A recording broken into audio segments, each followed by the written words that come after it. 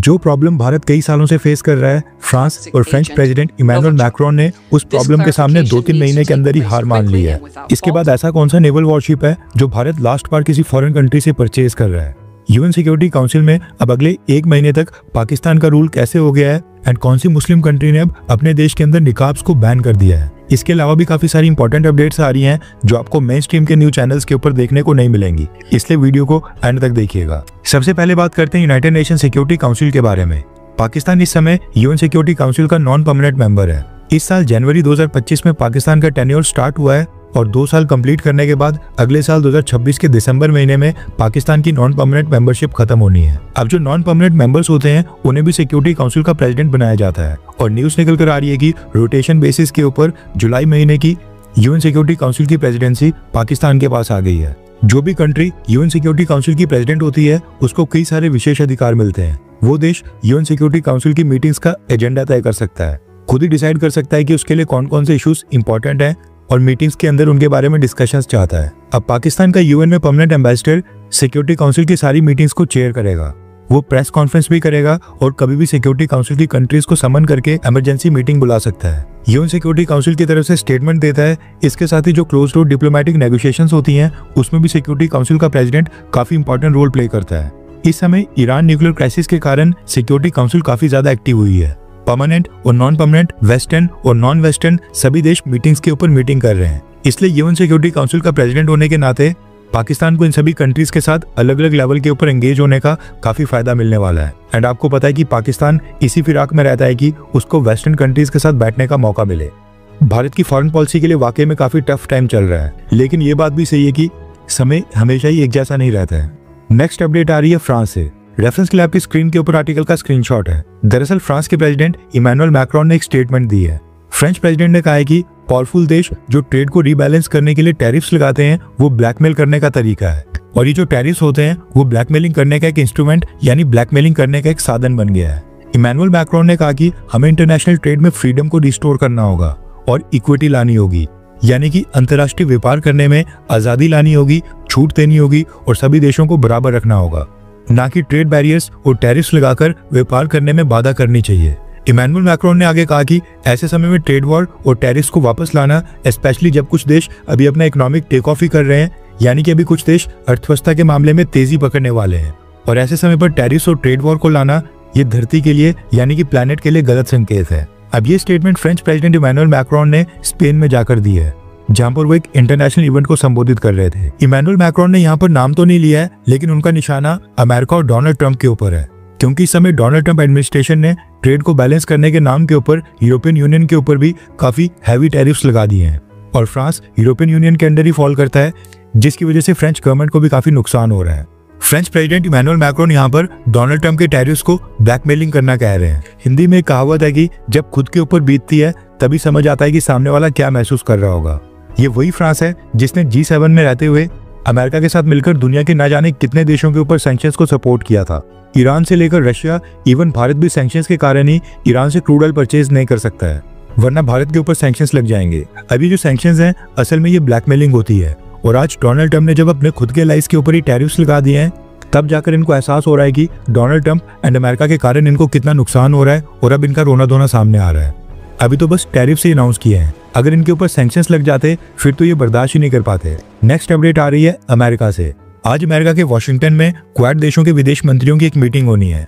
Jaishankar sir ने America में जाकर कुछ बोल्ड स्टेटमेंट्स दी हैं, लेकिन most of the statements repeated हैं और आतंकवाद के ऊपर सभी देशों को सीरियस होने का आग्रह किया है। इस समय जब ये वीडियो रिकॉर्ड हो रही है अभी तक क्वाड देशों के विदेश मंत्रियों की मीटिंग नहीं हुई है, इसलिए उसको हम नेक्स्ट वीडियो में कवर करेंगे। इसके अलावा भारत और अमेरिका को लेकर एक डिफेंस अपडेट भी आ रही है। डोनाल्ड ट्रंप के पहले कार्यकाल में साल 2020 के फरवरी महीने में भारत और अमेरिका ने 6 अपाचे अटैक हेलीकॉप्टर्स की एक डील साइन की थी और ये डील थी $800 मिलियन की, जो कि आज के समय 6400 करोड़ रुपए से ज्यादा बनते हैं। अमेरिका ने उस समय कहा था कि अमेरिका इनकी डिलीवरी फरवरी 2024 यानी कि पिछले साल ही कंप्लीट कर लेगा, लेकिन 1 साल 5 महीने की डिले के बाद अभी तक अमेरिका ने भारत को एक भी अपाचे अटैक हेलीकॉप्टर्स नहीं दिया है। लेकिन फाइनली अमेरिका अब जाकर कह रहा है कि वो अपाचे अटैक हेलीकॉप्टर्स की डिलीवरी भारत को शुरू करने वाला है।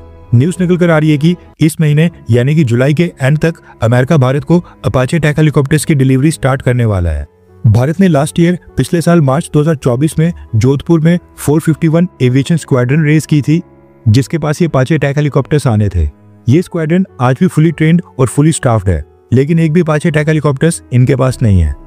आई होप अमेरिका ने जो जुलाई एंड का वादा किया है वो इसको पूरा करे और 451 एविएशन स्क्वाड्रन जो पिछले साल मार्च से ही अपने पहले अपाचे अटैक हेलीकॉप्टर का वेट कर रही है, उसको अपना अटैक हेलीकॉप्टर मिले।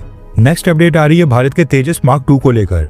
दरअसल DRDO के चेयरमैन समीर वी कामासर ने अनाउंस किया है कि तेजस मार्क 2 फाइटर जेट अगले साल 2026 के मार्च महीने में रोल आउट कर दिया जाएगा और जो तेजस मार्क 2 का पहला प्रोटोटाइप होगा, अप्रैल से जुलाई क्वार्टर में उसकी पहली टेस्ट फ्लाइट भी कंडक्ट कर दी जाएगी।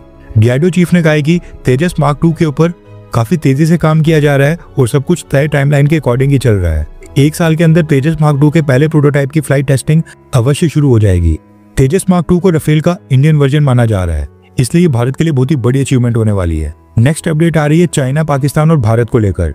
रिसेंटली जो ऑपरेशन सिंदूर हुआ था, उसमें न सिर्फ भारत के फाइटर जेट्स ने पाकिस्तान के अंदर कई सारी लोकेशंस के ऊपर एयर स्ट्राइक्स की थी, बल्कि भारत की मिसाइल्स और ड्रोन्स ने भी आसानी से पाकिस्तान के एयर डिफेंस सिस्टम को भेद कर काफी तबाही मचाई थी। अब न्यूज निकल कर आ रही है कि पाकिस्तान का जो HQ-9B एयर डिफेंस सिस्टम था, जो ऑपरेशन सिंदूर में पूरी तरह से फेल साबित हुआ, चाइना ने इसको पाकिस्तान को ये कहकर बेचा था कि ये भारत के S-400 मिसाइल डिफेंस सिस्टम का इक्विवेलेंट है, यानी कि भारत के S-400 की बराबरी का है। पाकिस्तान ने साल 2021 में चाइना से ये HQ-9B air defence system purchase किया था, जिसको पिछले साल 2024 में ही अपग्रेड करके HQ-9B कॉन्फ़िगरेशन का कर दिया गया था।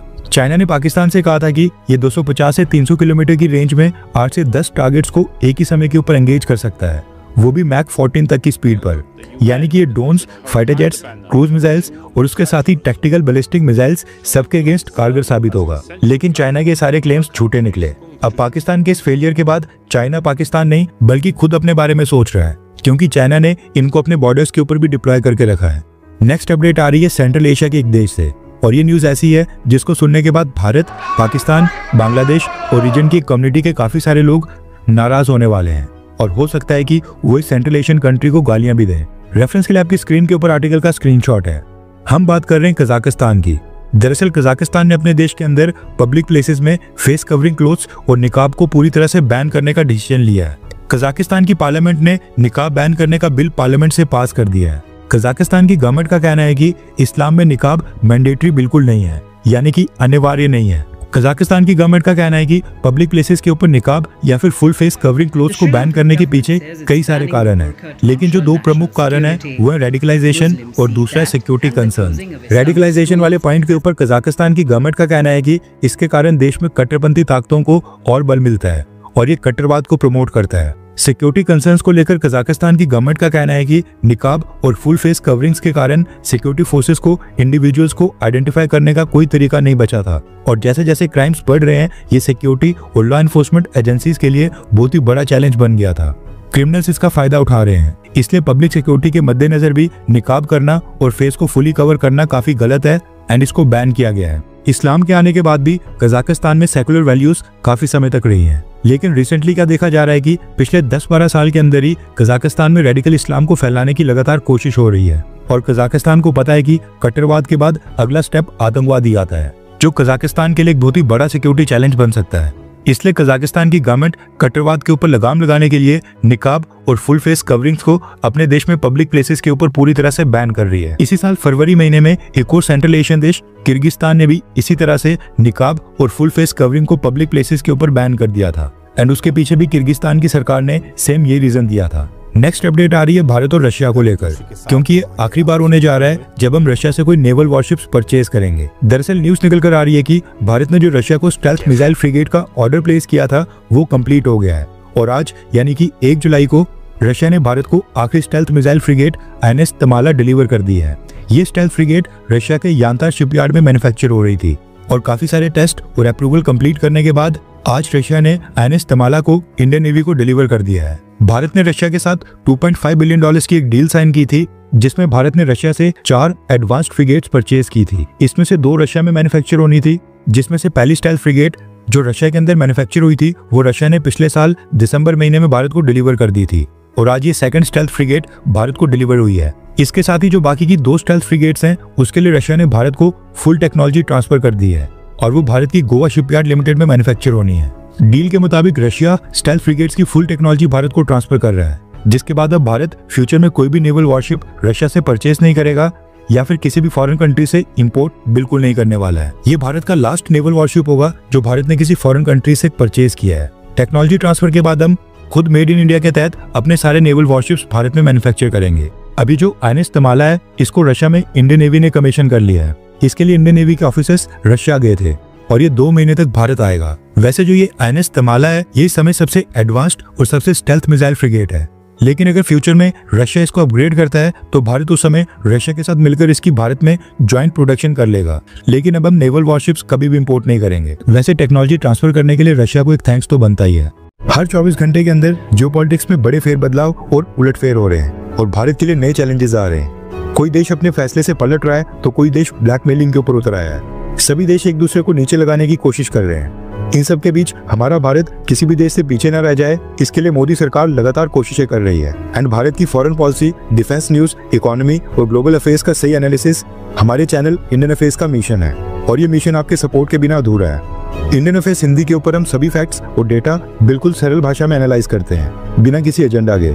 अगर आप चाहते हैं कि इंडियन अफेयर्स का सही और ऑथेंटिक एनालिसिस आप तक लगातार पहुंचे तो इस वीडियो को लाइक करें और हमारे चैनल इंडियन अफेयर्स को सब्सक्राइब करके बेल नोटिफिकेशन ऑन करना मत भूलिए। आपका एक लाइक हमारे चैनल को ग्रो करने में काफी मदद करेगा और एक सब्सक्राइब ये सुनिश्चित करेगा कि आप किसी भी इंपॉर्टेंट अपडेट को मिस ना करें।